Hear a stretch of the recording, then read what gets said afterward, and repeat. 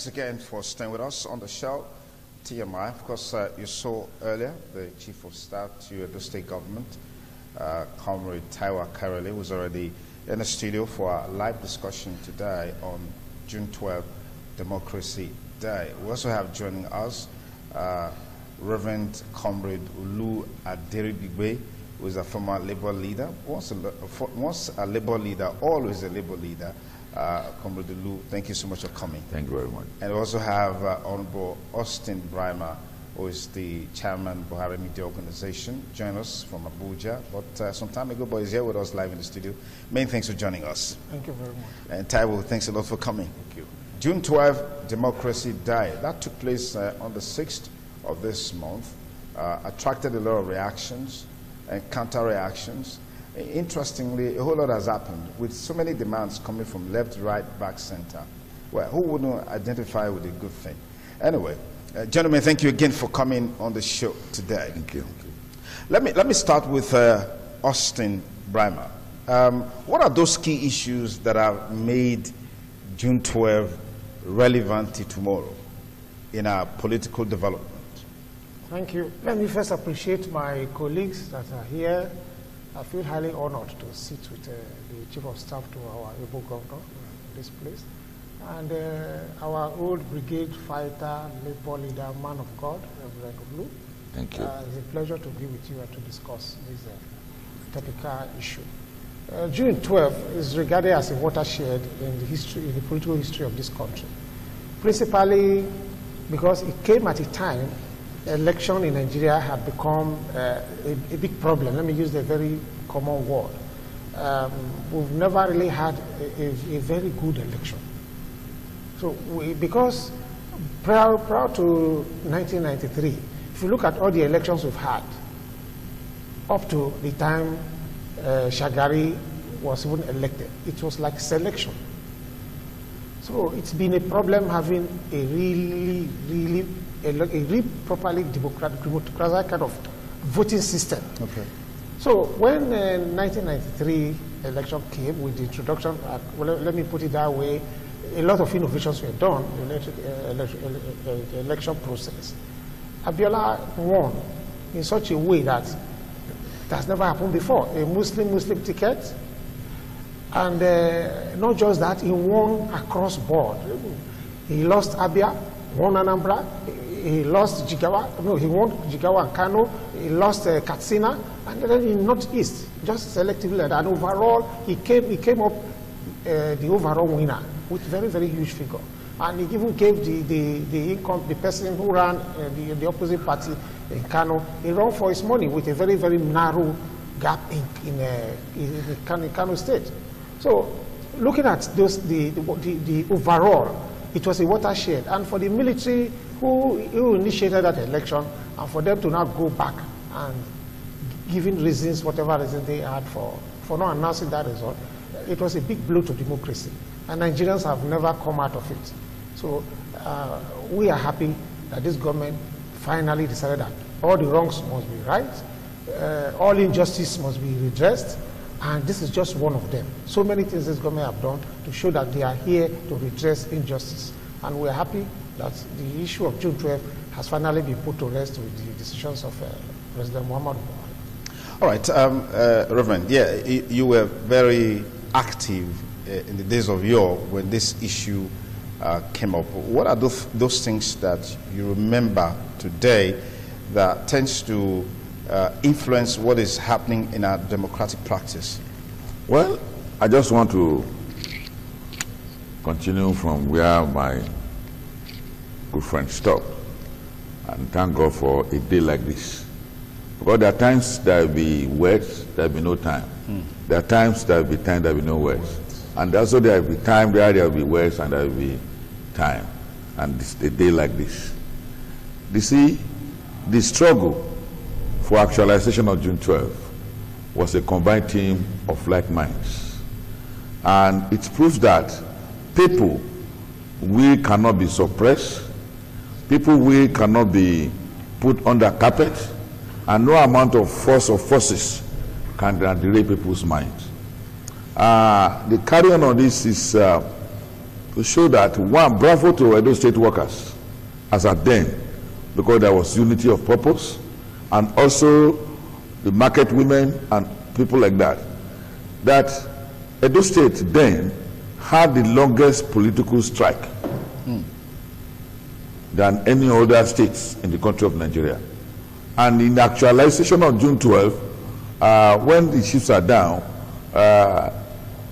people like Beko and others, today we remember them because they lifted their head above water in spite of all us.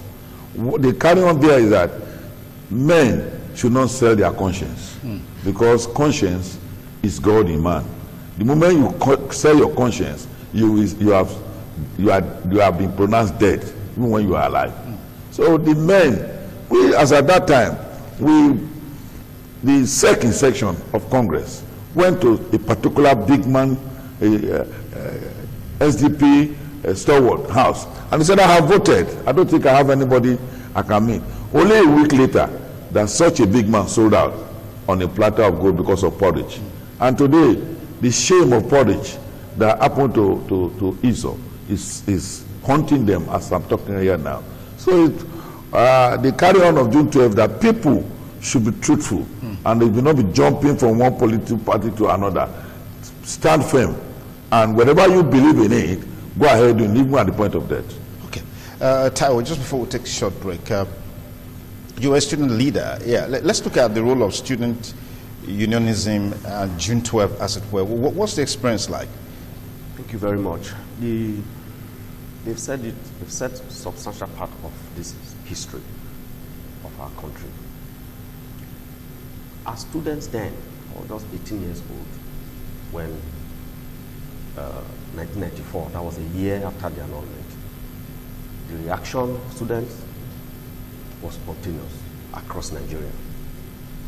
For the first time in Nigeria, there was no issue of tribalism.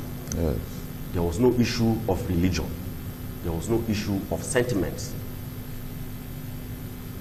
University of Maiduguri immediately, the student union government, University of Maiduguri, the student union government of Usmanu Danfodio University, Usman Danfodio University of Benin, and Busalu University, then Edo State University, Abraka, everywhere, University of Lagos, there was rampage all over Nigeria. Because the mandate that was given to Abiola was a pan-Nigerian mandate.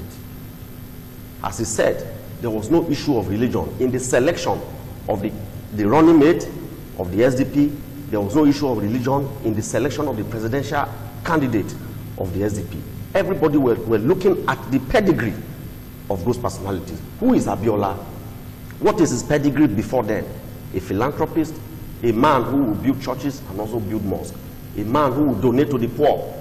That was the analysis that Nigerian voters were looking at. And who is Babagana Kingibe?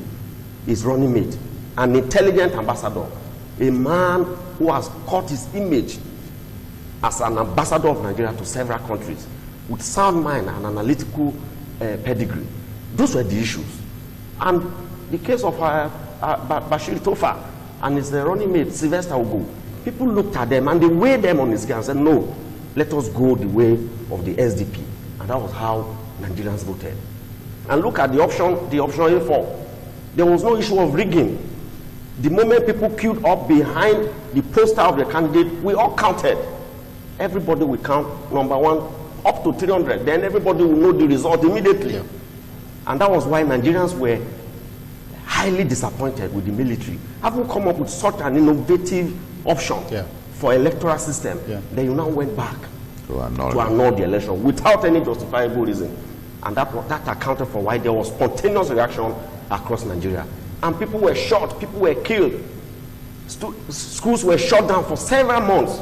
But in conjunction with NUPENG and PENGASA, Nigeria Labour Congress, and everybody across Nigeria, there was unanimity of consensus that this injustice must not allow to prevail. And that accounted for why, for the past 25 years, people have been in the trenches. And that's why when some politicians try to truncate this democracy, I try to remind them, you don't know how people suffered to bring about this democracy in 1999. Okay. And whatever we do, we must remain conscious of the fact that people make sacrifice to ensure that this democracy is here today. A very solid foundation that has been laid, and I will be back shortly to look at how this foundation laid has influenced and impacted democratic practice. What are those lessons learned, if there are any? TMI, every opinion counts. Thanks again for staying with us on the program TMI June 12th Democracy Day Special Edition with yours sincerely. And I have with me in the studio Austin Brimer. Austin, many thanks for joining us. I also have with us in the studio Reverend Olu Aderibigbe, as well as Taiwa Karali, the Chief of Staff to Edo State Government. Once again, gentlemen, we thank you for coming. Okay, let's get into the nitty-gritty of the conversation. Today, June 12th is Democracy Day, and a lot of reactions have trailed that. We also know that right there at the presidential villa, Aso Rock, Abuja, Chief Eko Abiola of blessed memory will be honored posthumously, and several others. There's this feeling that this action by the federal government seems to have opened up a new vista for many more demands to be made. Was this anticipated? Let me start with Austin again. Yes, I will flow along that direction. I think so. I believe so, because this government ab initio set a template to redress injustices. Don't forget that just about a year into the tenure of this government, about 3,000 Biafran police officers and men that were disengaged without benefits were reinstated by President Muhammad Buhari, and their benefits were asked to be paid, and they are now on their pension payroll. Similar to, you recall, even some of the military have equally been engaged. And there, he has been taking all these decisions to redress injustices all over the country in terms of infrastructure, areas that are neglected. Okay, I'll just give you an example again. You recall just recently, about a year ago, 2017 precisely, there have been judgments spearheaded by this National Human Rights Organization over the killing of Apple 8 by the DSS. And there was judgment against the government from 2016. This government made the hefty sum of money available for the payment of benefits to all those people. That's to redress past injustice. So this government has been taking all these measures to ensure that if there is past injustice done to any person, group, or persons, or anybody whatsoever, that these things should be redressed and be put to rest. And that has been the pattern. So when it came to the issue of June 12th, it was not born out of politics or sentiment. It was clear that this issue will not be put to rest, will not be forgotten, except it is the injustice there is redressed. And so what the president has just done is just a follow-up. And we expect that if there are still other people who feel unjustly treated by the system or the country or by anybody in this country, they come forward, and I can assure you that President Muhammad Buhari is ready to address them. And this is just one of them. And like you said, lessons learned. Maybe I can just briefly mention that. That's exactly where I actually wanted you to go to. But, okay, quite a lot. And then my elder brother here has mentioned a few of that. And I think that is the bottom line. And one, Nigerians should learn to be consistent when it comes to political ideology. This carpet crossing, it does not pay. That is good for you to be consistent to the extent that if you believe in a cause, carry that cause to the end, because the wheel of justice grinds very slowly, but certainly it gets there. That is what June 12 means. Those who abandon the ship are those who are now leading the opposition. Some of them, why not me? Someone was in that ticket. Someone was, okay, why should you include Ambassador Kingibe, who abandoned the ship, who went to take up appointment with the military? Yeah. But he deserved, because he was in that ticket, he fought to the end. Yes, when Abiola eventually was jailed, he left. Yeah, he was not the only one. There were several others who eventually left. But to their own conscience, they now see that if they had remained in the battlefront till the end, it would have been, their conscience would judge them better now. So Nigerian politicians will learn a lot from that angle. That if we believe in a cause, fight that cause to the end. And then it will also teach Nigerians that there is always going to be justice at the end, no matter how long. Justice will always prevail. I think, to me, these are some of the key issues learned from this. Reverend Olu, I would like you to build on that, particularly against the background that June 12 is highly celebrated within the ambit of our democratic practice. But when you take June 12 and interface it with subsequent elections, the story hasn't been that palatable, so to speak.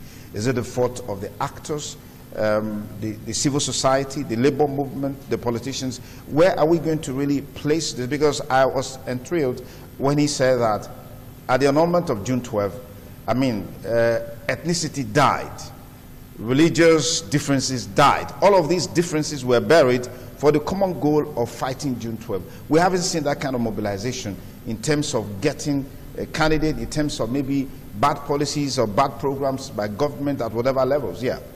Well, let me first say congratulations to the president of this country and to the ruling party that they were able to take the bull by the horn. To know how long. Some people make noise that it is too late. It's better late than never. You see? But we are talking about yesterday to be today. Yeah. We are talking about today to go ahead for tomorrow. And that is why this June 12, the letting there and what we have to hold there is to know what is going to happen tomorrow. And that if there is no half-truth, if the president has started a good thing, he should complete it. One, all those detained democratically should be released. Because that's the lesson, because the truth was detained.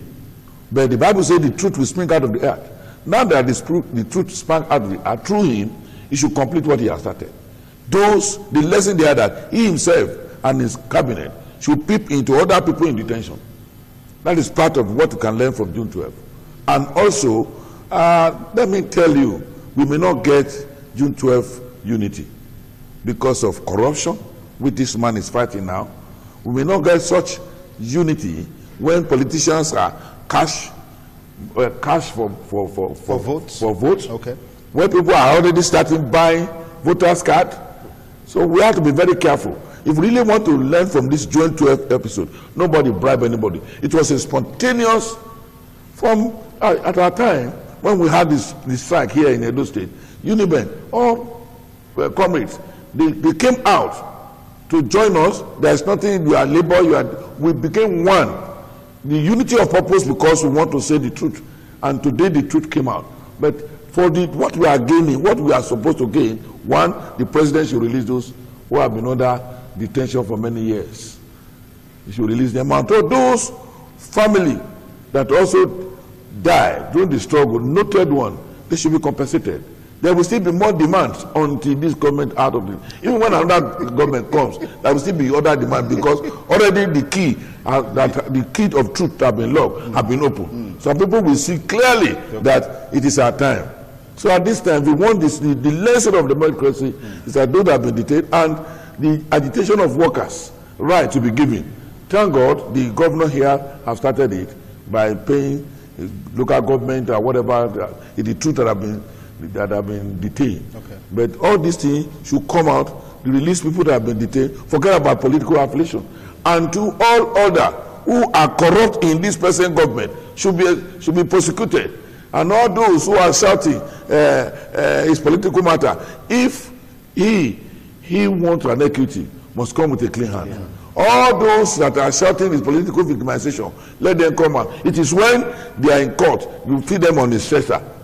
Then when they are outside the court, the judge says no, then you now see them in court and going up and down. All these people should be fished out. And to people like ABN that scuttle the June 12, the association of, we call them Association of Bastard Nigeria. No. Association of Better Nigeria.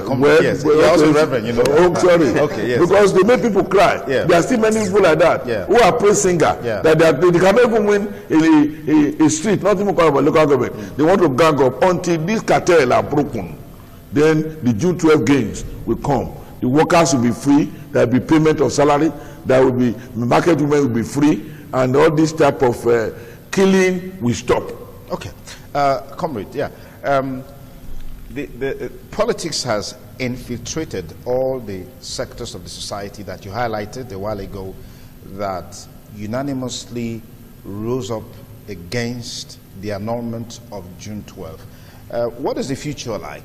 Celebrating Democracy Day, June 12, what does the future holds for this country? For me, what the president has done is very significant and symbolic. May 29 is a military creation. May 29 is a creation of the military because they tried to avoid June 12. They did everything possible to diminish June 12. That was why, instead of Abdulsalam Abubakar handing over on June 12 to Obasanjo, he decided to bring it 14 days earlier, so that it will not look as if the government was recognizing June 12. But as you can see, 16 or how many years, 17 years after, we are going back to the truth.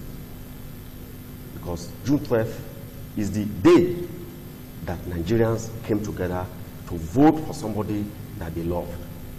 Unfortunately, that was not to be.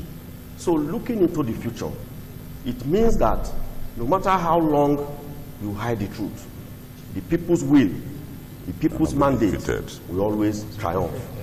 So this should serve as a lesson to the political class, to the labor leaders, to the military, and to even the civil society, that any philosophy or ideology you stand for, make sure you are consistent with it, because the future is there. The history will also reflect what your position was when social issue came up. So futuristically speaking, it means that Nigerians can actually decide their fate. Nigerians can actually look more deeply into what politicians stand for. Who is that politician that is much more sincere? Is it that politician that will get the mandate of the people and go and share the money among a clique? Or the politician or the political class that will work for the improvement and the quality of life of our people? So for me, it means that there's hope for Nigeria. What Buhari has done is to show that the government should always stand by the people. You can see the encomium. Even the Senate, that is perpetually at war with the presidency, came out to say we should go the whole hog of announcing the election and declaring announcing the election result officially. Yeah. Because we all have the result in our various states. We have June 12 result across the 26 states of Nigeria then. Okay. We have our result state by state, local government by local government. It was just that final declaration that was the missing link. The Senate, that is perpetually at war with the executive arm, even joined forces with Buhari to say Buhari should go ahead and declare the final result and also make Abiola president-elect. So it means that when the truth is open and everybody is aligned, it means that Nigeria, there's hope for Nigeria. Okay. And it means that the civil society that stood firm for the past 25 years, it means that they are the center that is holding Nigeria together. All right. Just before we call it a wrap, Austin, let me come to you now. There's a seeming polarization of Nigeria as a result of the politics and politics of pre-2015 and 2015, as it were. To what extent do you think this June 12 declaration as Democracy Day and its observance will reduce that polarization ahead of 2019 election? I think the reality on ground now is a pointer to the sincerity of the government of the day. And it's a clear signal that all the critics are simply initiating a class war. So it's not as if the president in reality does not mean well or is not doing the right thing. That he took this decision, clearly, like I said, pointing from the beginning to this president, all the decisions that have been taken, which have been really directed at addressing injustices done previously before him, is a pointer. And I'm not taking this one. You can see opposition even twisting to say, oh, you are taking this decision for political reasons. So, but certainly, I believe that Nigerians can see through this, and they are aware that this one flows from the past. And they have no option. I mean, it is clear that this government is on the right path, and they continue to take all these decisions that bring in the best interests of this country, redressing injustices, not necessarily going to take political decisions because we want to be voted for, because we want to be appreciated. I think as we go forward, more of these kind of decisions are coming, and for the betterment of Nigerians and for the betterment of everyone. And we're very sure that this president will be appreciated at the end of the day. Okay, comrade, on a parting note, what are the quick wins for this government as it relates to public perception in the build-up to 2019? Well, they should improve on what they have started. They should make sure the present negotiation with Nigerian workers concerning their salary is paid, and the negotiation is not derailed, and whatever it is that will unite the workforce of this country, they should do it in part of their salary and whatever belongs to them. This area is a serious step that can make peace to reign in this country of Nigeria. Okay, Taiwo, last word. Well, for people that said, for some minority opinion, that's of the view that this is a political decision, the recognition of June 12, I want to advise them that every government must stand for the people. What Buhari has done is to look at the yearning and aspiration of the people and to say, this is what the people want. People have suffered, a lot of people died, businesses ruined, some people even trekked through the borders because of military onslaught. And today, Buhari has hearkened to the voice of the people. That is the hallmark of government. Gauge the opinion of the masses, the voters, and hearken to their voice. So I want to appreciate President Buhari for what he has done, whether it's politically motivated or not, but for the past 25 years, this is what we have been agitating for. And if this is what Nigerians want, and he has given it to us, we should applaud him. How come the former president of Obasanjo, Yar'Adua, and Jonathan, they didn't take this decision for political reason? Now, a lot of people didn't want to vote for Buhari next year. They have changed their mind. They want to vote for him now because he has corrected the past injustices of the past. Okay. I want him to also go ahead to hearken to the voice of the Senate by formally declaring declaring MK Abiola as the president-elect of this country, apart from honoring him with GCFR, because that is the only missing link. That is the only way. Some of us who were shot, I still have bullet wound in my leg today, and I slept in local prison as a student union activist. That is the only way my wound will be completely healed. And people like Olu Martins, Oviera Wilson, Obayiwana Osage, Kelechi Uwakwo, and so many others that died in the and late Iyayi, Gani Fami, and all of them. So we are many that lost so many things in the struggle for the actualization of this June 12 mandate. And finally, for politicians, let us be truthful to our people. Let us not subvert the will of the people. When people vote for you, make sure you are not there to share the people's money to your political class. Invest in infrastructure, invest in education, invest in healthcare, so that the legacy of your administration will continue to be remembered for many years to come. Thank you very much.